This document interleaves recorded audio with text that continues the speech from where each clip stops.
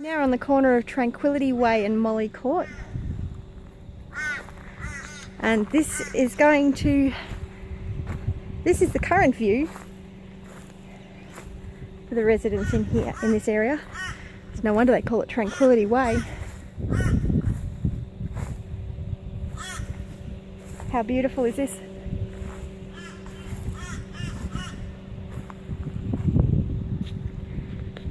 Beautiful area. This is going to have the Coomera Connector going right through it, right the way around. Oh, sorry, it's a bit fast then, wasn't I? Sorry. So, all these houses along here, along Tranquility Way and Molly Court, or Circuit, are going to have the Coomera Connector, a 6-lane road, freeway, running at the back of their property.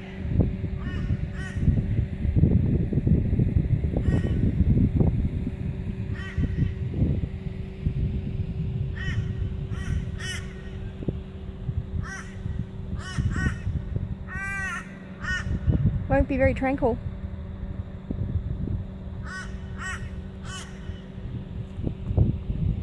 Looks like a lot of effort's has gone to try and maintain a habitat for the native wildlife. Not going to have much of a home now.